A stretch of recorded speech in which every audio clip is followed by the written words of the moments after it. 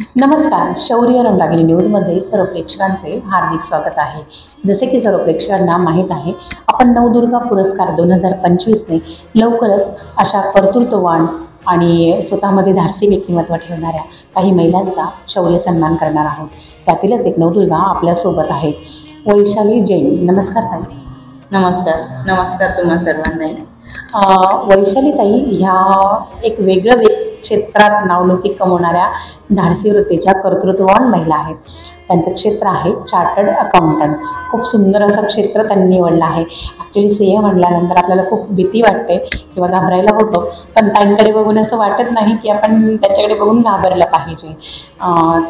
ताईंची थोडक्यात ओळख त्यांनी करून द्यावी अशी त्यांना विनंती करते. माझं नाव तर तुम्ही घेतलंच आहे तसं, वैशाली जैन, पण माझं माहेरचं नाव वैशाली कामक्रिया.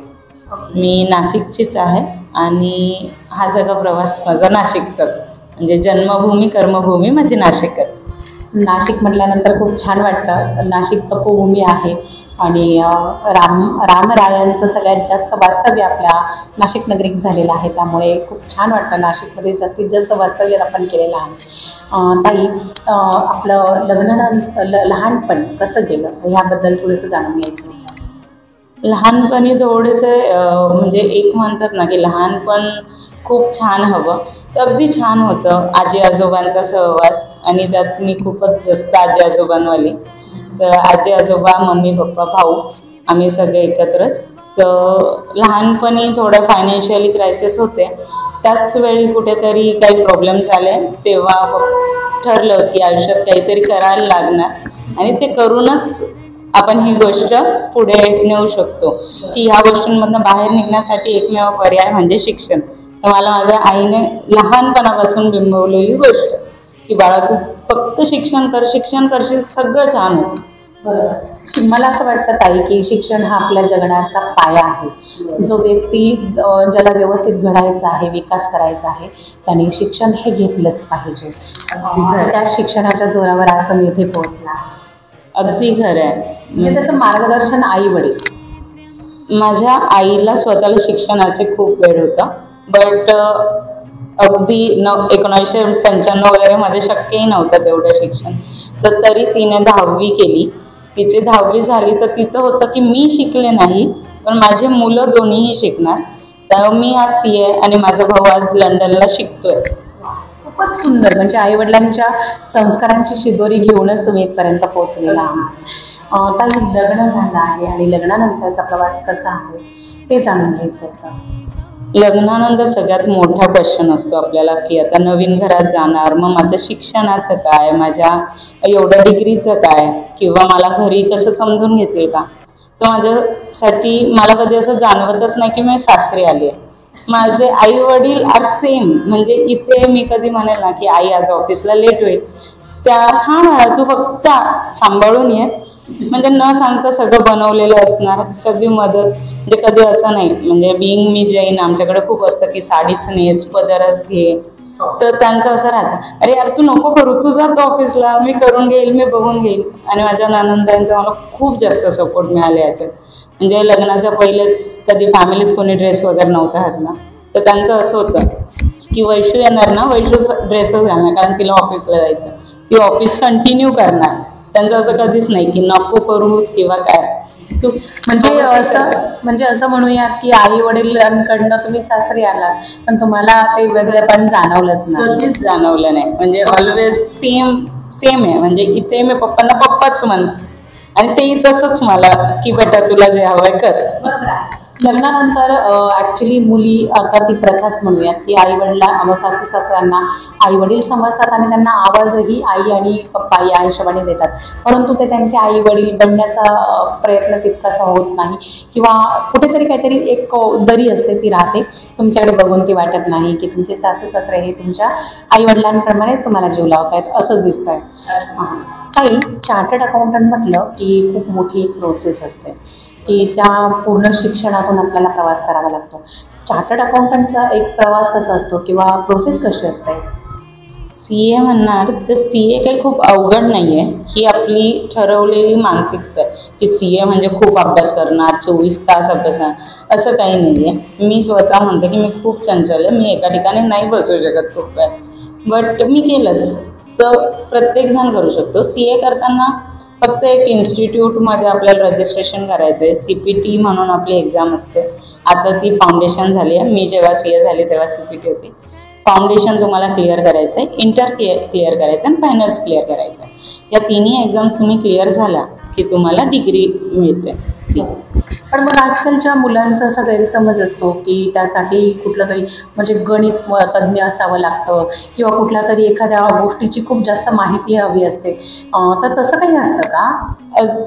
तसं काहीच नाही आहे. गणित वगैरे म्हणजे आपण 10वीला शिकतो त्याच्यात पायथागोरस वगैरे वगैरे ते इथे काहीच कामी येत नाही. तर म्हणून तो समजच ठेवू नये मी तर म्हणे. इकडे तुम्हाला फक्त स्मार्टली स्टडी करायचा, हे सगळ्यात मेन मुद्दा आहे. म्हणजे ज्याचं तुम्हाला अकाउंटन्सी इकडे यूज होते, गणित यूज होतच नाही.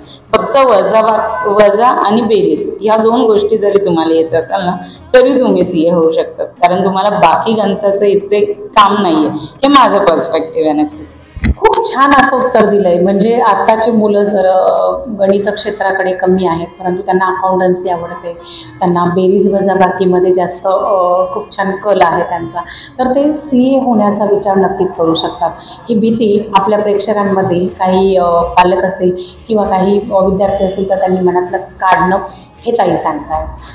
ताई, चार्टर्ड अकाउंटंट म्हणून काही महत्त्वाची कार्य असतात, जबाबदारी असतात, तर तुमचं कार्य कशा पद्धतीने चालतं? तुम्ही आत्ता ज्या करंट सिच्युएशनमध्ये चार्टर्ड अकाउंटंटचं काम करतात ते कशा पद्धतीने आहे? करंटली चार्टर्ड अकाउंटंट तर खूप मोठा रोल प्ले करतो आपल्या इकॉनॉमिक्समध्ये. जसं की मोदीजी स्वतः म्हणतात की आपलं CA sign is more than my signature. तर त्याच्यात भरपूर गोष्टी आहेत. असं नाही की तुम्ही CA झालात म्हणजे तुमच्याकडे खूप कमी गोष्टी आहे की तुम्ही फक्त प्रॅक्टिस कराल, जॉब कराल. तुम्ही ॲज अ CA खूप साऱ्या गोष्टी करू शकतात. तुम्ही जॉब करू शकता, तुम्ही स्वतःचा बिझनेसही करू शकता, कारण जेव्हा तुम्ही स्वतःचा बिझनेस करता तेव्हाही तुम्हाला तुम्ही CA असाल तर जास्त लवकर ग्रो करू शकतात. तुम्हाला कळणार की कुठे मला जास्त नफा होतोय, कुठे तुम्ही पैसा वाचवू शकतात. अशा भरपूर गोष्टी आहेत जिकडे तुम्ही जाऊ शकता. बँकिंग सेक्टर आहे, IT सेक्टर आहे, परत तुमचं प्रॅक्टिसमध्ये तर GST, इन्कम टॅक्स सगळंच आहे. तुमची सध्याची CA म्हणून कार्यप्रणाली कशी आहे? तुम्ही ती कशी करत आहात? मी सध्या तर एका बँकेत जॉब करते. त्याच्या अगोदर माझं स्वतःचं ऑफिसही होतं, बट कोरोना टायमिंग्समध्ये मला बँकेची ऑफर झाली आणि कोरोना टाईम तर सगळ्यांना माहिती आहे अवघड होताच. तर त्यानिमित्ताने मी म्हटलं एक वेगळा अनुभव घेणं. आणि बँकेमध्ये तुमचा जॉब आहे ॲज अ चार्टर्ड अकाउंटंट, तर तिथे काय कार्यप्रणाली असते, काय पद्धतीचं कामाचं स्वरूप असतं? बँकेत ॲक्च्युली खूप सारे रोल्स असतात. जो मी रोल निभावते तो आहे माझ्याकडे ज्या काही आपल्या लोन फाईल्स असतात.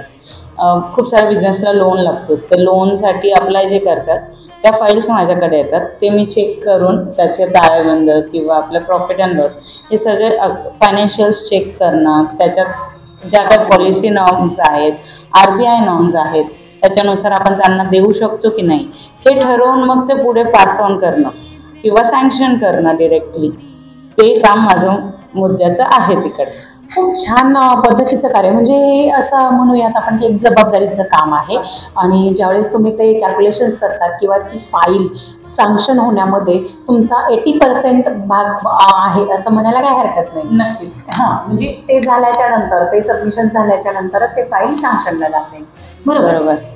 खूप छान असा तुमचा अनुभव तुम्हाला बँकेतून मिळतोय. आणि खरंच आपण म्हणजे आम्ही तर चक्करच येणार आम्हाला हे सगळे इतकी कॅल्क्युलेशन बघितल्यानंतर. पण तुम्ही खूप छान आणि हसत हसत त्या गोष्टी करत आहात. छान वाटतं हे सगळं बघताना. एक आशा नवदुर्गेचा आम्ही सन्मान करतोय की ती जमा खर्चाच्या भागांमध्ये देखील एकदम अव्वल आहे.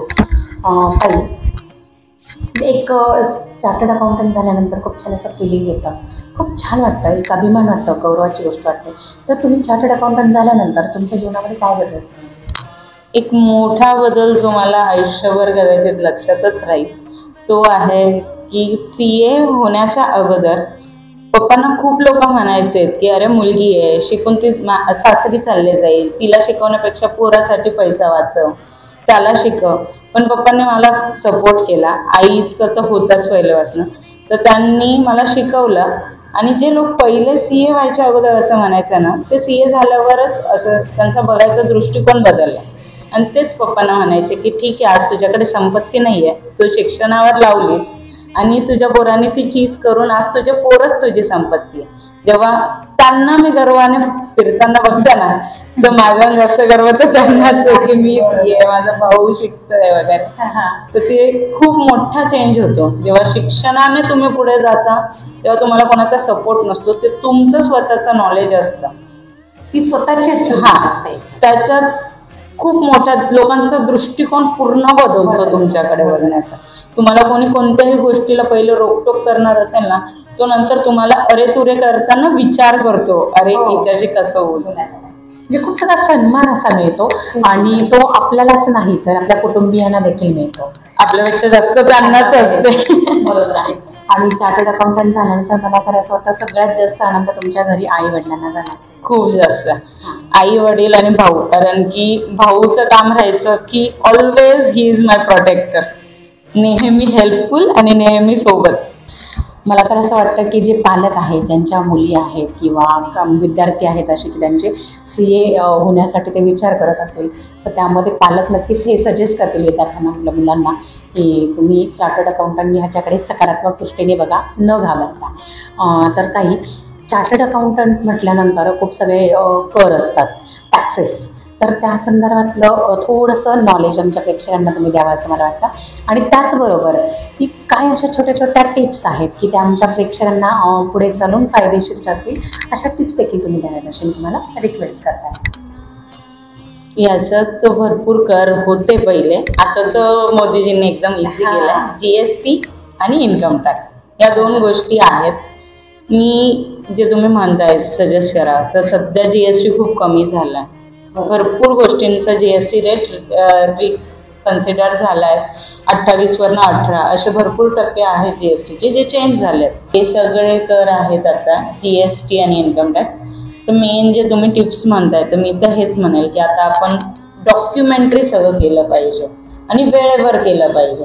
तुम्ही छोट्यातली छोटी कोणतीही गोष्ट घेताय तर बिल घ्या, बिल घेणार त्याच्यावर टॅक्सेशन असतं, त्याचं तुम्हाला बेनिफिट होऊ शकतो.